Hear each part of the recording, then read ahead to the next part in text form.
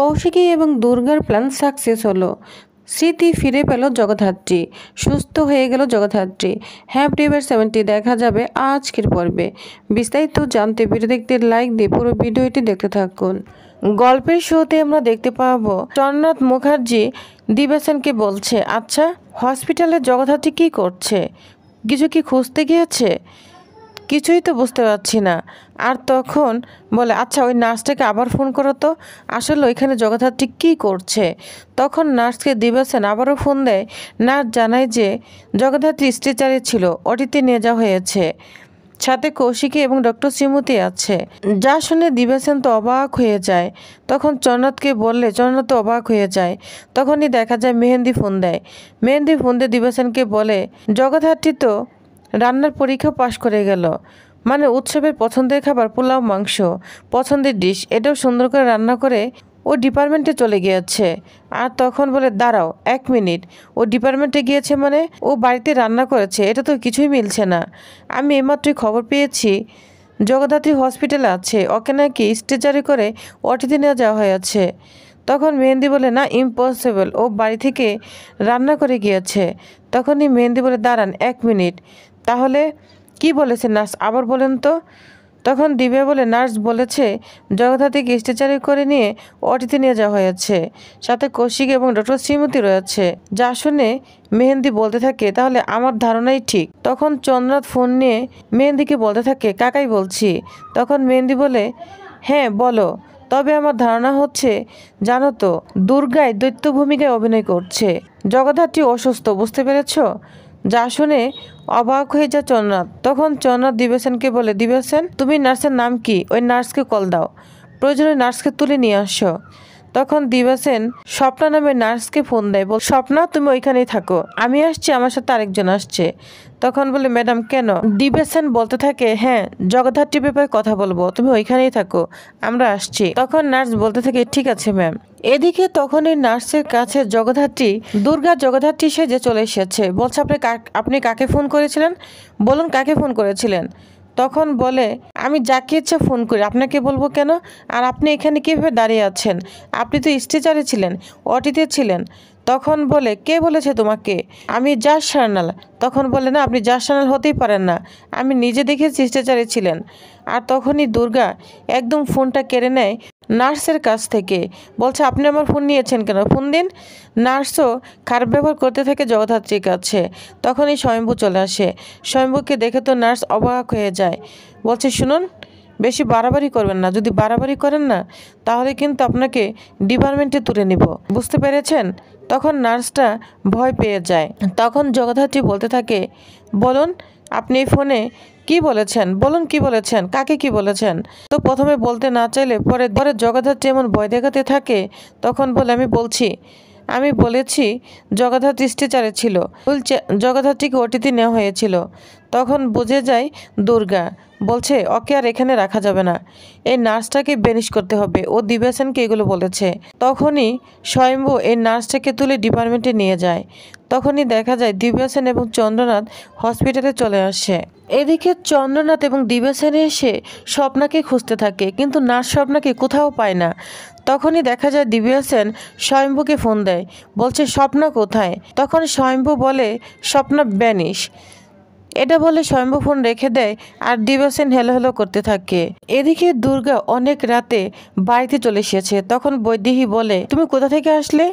তখন দুর্গা বলে, ঠাম্মা কিরে আজকে নাকি বাড়িতে আমার মা পোলা মাংস রান্না করেছে, খুব জমে খাওয়া হয়েছে না? তখন বৈদেহী বলে, শোনো দুর্গা, এটা কিন্তু আমার প্রশ্নের উত্তর হলো না, আমি জানতে চাচ্ছি তুমি কোথা থেকে এসেছো? তখন দুর্গা বলে, হ্যাঁ অফিসে ছিলাম, ডেলিগেটসরা এসেছিল, মিটিং হয়েছে, ওইখানেই ছিলাম। তখন মেহেন্দি বলে, তুমি মিটিংয়ের কিছু বোঝো? তখন দুর্গা মেহেন্দিকে বলে, কিরে ফুলটুসি ফুলকুমারী, বেশি জেরা করিস না, ঠিক আছে? বেশি জেরা করিস না, জেরা করলে না কোনো লাভ হবে না, যা অনেক রাত হয়েছে শুয়ে পড়। তখনই সামনে উৎসব চলে আসে। উৎসব এসে বলতে থাকে, আচ্ছা তোমার মা কি অসুস্থ হয়ে পড়েছিল? তখন দুর্গা বলে আমার মা। তখন উৎসব বলে হ্যাঁ অসুস্থ হয়ে বলে বলো আমাদেরও তো একটা কর্তব্য রয়েছে। যা শুনে দুর্গা রাগান্বিত হয়ে যায়, বলছে কি কর্তব্য তোদের, কিসের কর্তব্য? যাকে তোরা মেরে ফেলতে চেয়েছিস তার মেয়ে জন্মদানের পরেই সেই সন্তানকে মেরে ফেলতে চেয়েছিস, আবার তাদের কর্তব্য? কিসের কর্তব্য তোদের? তখন দুর্গা বৈদেহীকে বলতে থাকে শোন ঠাম্মা, এই খুড়ো মশাইকে না আমি মাত্রই কয়েকদিন হলো এনেছি। ও যদি কেসটা করে না তাহলে কিন্তু ওকে সারা জীবনের জন্য আমি জেলে ভরে দিব। একদম ওইখানে বয়স হবে, ওইখানেও শ্রাদ্ধ হবে, ওর পিণ্ড হবে, বুঝতে পেরেছিস? আর তখন বৈদেহী মুখার্জি বলে হ্যাঁ জগদ্ধাত্রীকে তো হসপিটালে দেখেছে, স্টেজে দেখেছে। আর তখন দুর্গা বলে কে দেখেছে, কে বলেছে তোদের? তখন মেহেন্দি বলে দিব্যা সেন বলেছে। যা শুনে দুর্গা বলতে থাকে ওই দিব্যা সেন নামে রাহুটা তোদের জীবন থেকে আর যায়নি তাই না? শোন ফুলটুসি, ওই দিব্যা সেন নামে রাহুটা তোদের জীবনে যতদিন থাকবে ততদিনই কিন্তু তোর বিপদে পড়ে যাবি। তাই এখনও সময় আছে, ওই রাহুটাকে না ঝেড়ে ফেল, তাহলে ভালো থাকবি, বুঝতে পেরেছিস? আর তখন মেহেন্দি বলতে থাকে শোনো তুমি কিন্তু আসলেই সত্যি কথাটা এড়িয়ে যাচ্ছ। তোমার মাকে যে হসপিটালে নিয়ে যাওয়া হয়েছে স্ট্রেচারে করে, সেটা তুমি এড়িয়ে যাচ্ছ। তখন দুর্গা বলে আমার মা হসপিটালে যায়নি, সাথে কৌশিকী এবং ডক্টর শ্রীমুতু ছিলেন না। হ্যাঁ দিব্যা সেন কোনো প্রমাণ দেখাতে পারবে? যদি প্রমাণ দেখাতে পারে তাহলে মেনে নিব, আর যদি প্রমাণ দেখাতে না পারে তাহলে দিব্যা সেনের আশারই গল্প না আমি মেনে নিব না। আর শুন এইভাবে না তুই আমার হাত ধরবি না, যদি কখন হাত ধরেছিস না তাহলে তোর হাত ভেঙে একদম বাংলার দম মতো করে দিব। তখন বৈদেহী মুখার্জি বলতে থাকে শোনো দুর্গা, কালকে কোর্টে ডেট রয়েছে, এই মুহূর্তে জগদ্ধাত্রী অসুস্থ হলে তাহলে কিভাবে হবে? তখন দুর্গা বলে আমার মা পুরোপুরি সুস্থ, ডিপার্টমেন্টে দৌড়ে বেড়াচ্ছে, কালকে কোর্টেই বোঝা যাবে, বুঝতে পেরেছিস? কোর্টে দিব্যা সেনের বিরুদ্ধে সে নিজেই এবার বিচার করবে। যখন অসুস্থ ছিল তখনই দিব্যা সেনকে বুঝিয়ে দিয়েছে, আর এবার তো জাস সানাল, তাহলে কি হবে কোর্টে বুঝতে পারছিস তো? এটা বলে দুর্গা চলে যায়। এদিকে বৈদেহী উৎসব মেহেন্দি বলতে থাকে দিব্যা সেন আমাদের ভুল বললো না, না দিব্যা সেন তো ভুল বলতে পারে না। তো এরকম বলতে থাকে আর উপরে দাঁড়িয়ে দুর্গা সব ফলো করতে থাকে। তখন দুর্গা বলে মানে দিব্যা সেন এই বাড়িতে ওদের খবরটা পৌঁছে দিয়েছে। তখন দুর্গা স্বয়ম্ভুকে ফোন দেয়, বলছে বাবা বাড়িতে না অলরেডি খবর চলে এসেছে। তখন স্বয়ম্ভু বলে কোন খবর? দুর্গা বলে মেডিকেলের খবর, হাসপাতালের খবর, জগদ্ধাত্রী মুখার্জিকে যে হসপিটালে দেখেছে এটা দিব্যা সেন বলে দিয়েছে। তার মানে আমাদের সতর্ক থাকতে হবে, দিব্যা সেন যে কোনো সময় যে কোনো কিছু ঘটাতে পারে, তাতে এই বৈদেহী মুখার্জি মেহেন্দি উৎসব মুখার্জিও থাকবে, তাই আমাদের অনেক সতর্ক থাকতে হবে। আচ্ছা বাবা তোর কি মনে হয় মার সেন্স কালকে ফিরতে পারে? তখন উৎসব বলে চেষ্টা করে যাচ্ছি, আশা করা যায়। তখন দুর্গা বলে কিভাবে তুই আশা করছিস? তখন স্বয়ম্ভু বলে পরে তোকে আমি সব বুঝিয়ে বলবো, এখন রাখি। এটা বলে স্বয়ম্ভু ফোন রেখে দেয়। আর দুর্গা বলতে থাকে মা তুমি না কথা বলো, কালকে তুমি কথা বলো, তোমার বিচার না তুমি চেয়ে নিও। এটা বলে দুর্গা কান্না করতে থাকে। অন্যদিকে স্বয়ম্ভু আশ্রমে চলে গিয়েছে। আশ্রমে গিয়ে জগদ্ধাত্রীকে বলতে থাকে জগদ্ধাত্রী চলো তোমাকে না এক জায়গায় নিয়ে যাব। তখন কালীপুষ বলে কোথায় নিয়ে যাবি? স্বয়ম্ভু বলে এনআইসিউতে, যেখানে আমাদের বাচ্চা ছিল সেখানে আমি জগদ্ধাত্রীকে নিয়ে যাব।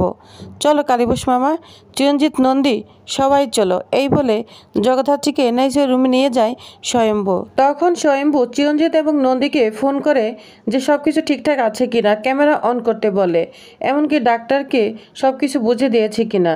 তখন চিরঞ্জিত নন্দী বলে হ্যাঁ সব ঠিক করাই আছে।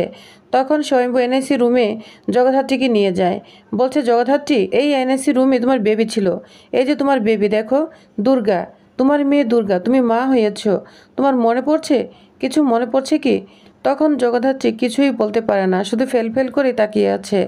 কিন্তু স্বয়ম্ভু অনেকভাবে চেষ্টা করছে মনে করানোর জন্য, তার কিছুতেই মনে পড়ছে না। তখন স্বয়ম্ভু বলে ঠিক আছে আমার একটা ফোন আছে, তুমি এখানে থাকো।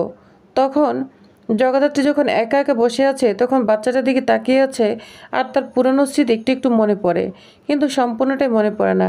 তখনই দেখা যাবে একটা ছেলে নার্স চলে এসেছে জগদ্ধাত্রীর কাছে, বাচ্চাটা কুলি নিয়ে নেয়। সেই নার্স বাচ্চাটিকে জগদ্ধাত্রীর সামনে নিয়ে যায়, এমন ভাব করে যে বাচ্চাটা চুরি করে নিয়ে যাবে, যা দেখে জগদ্ধাত্রী কেমন যেন করতে থাকে, আর পুরনো স্মৃতিগুলো হালকা হালকা তার মেমোরিতে আসে, আর সে অস্থির হতে থাকে। তো প্রিয় ব্যাস, তাহলে আপনাদের কি মনে হয় অবশেষে জগদ্ধাত্রী কি তার পুরনো স্মৃতি ফিরে পাবে? তো আপনাদের কি মনে হয় অবশ্যই জানাবেন। নেক্সট আকর্ষণীয় পর্বটি পেতে অবশ্যই আমার সাথেই থাকুন। ধন্যবাদ।